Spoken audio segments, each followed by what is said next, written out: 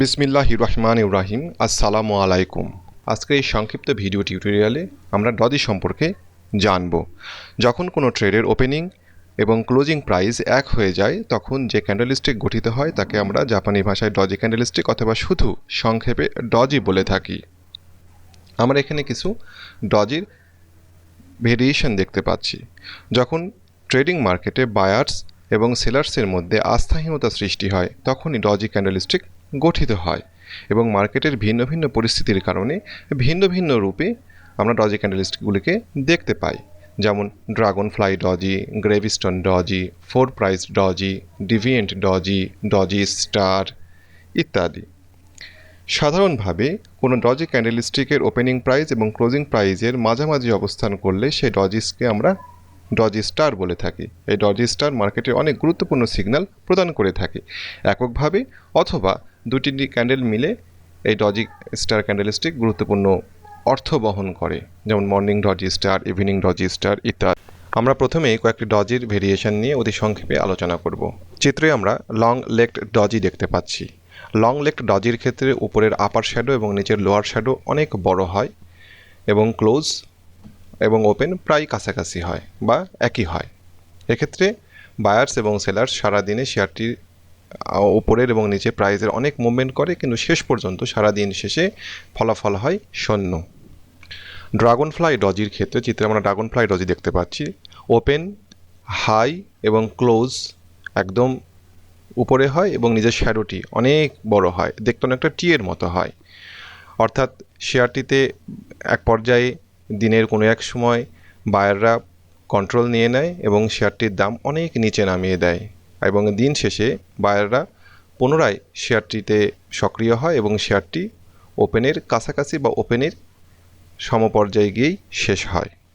চিত্রে আমরা গ্রেভিস্টোন ডজি দেখতে পাচ্ছি। এই ডজির ক্ষেত্রে ওপেন, লো এবং ক্লোজ প্রায় এক পয়েন্টে হয় বা কাছাকাছি হয়, তবে হাই পয়েন্টটি অনেক উপরে হয়, দেখতে উল্টানো টি এর মতো হয়।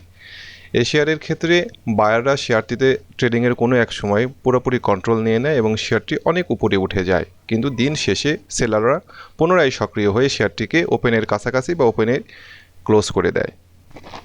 ডজির ক্ষেত্রে একটা বিষয় আমাদেরকে সবসময় মনে রাখতে হবে, সেটি হলো ডজি এককভাবে কোনো নির্দিষ্ট সিগন্যাল আমাদের প্রদান করে না। যখন কোনো ডাউন ট্রেন্ডের শেষে বা কোনো লং ব্ল্যাক বা হোয়াইট ক্যান্ডেলস্টিকের পরে আমরা যখন কোনো ডজি দেখতে পাই তখনই সেই ডজিটি ইম্পর্টেন্ট হয়ে যায়।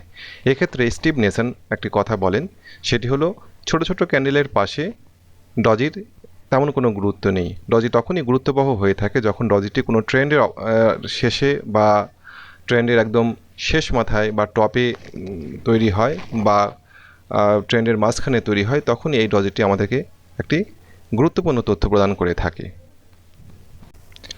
যখন কোনো ক্যান্ডেলস্টিকের বডি আগের ক্যান্ডেলস্টিকের বডি অপেক্ষা কিছু নিচে বা উপরে গঠিত হয় তখন দ্বিতীয় ক্যান্ডেলস্টিকের অবস্থানকে স্টার পজিশন বলা হয়।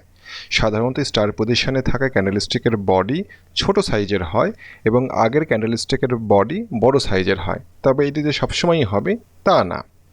মার্কেটে ধারাবাহিক ট্রেডিংয়ের সাথে বিচ্ছিন্নতা সৃষ্টি হলে স্টার পজিশনে ক্যান্ডেলস্টিক গঠিত হয় এবং সাধারণত এখান থেকেই রিভার্সাল ট্রেন্ড শুরু হয়।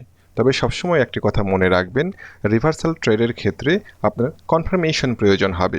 বিভিন্ন ধরনের ক্যান্ডেলস্টিক যেমন doji, hammer, shooting star, spinning top প্রভৃতি স্টার পজিশনে গঠিত হয়ে থাকে।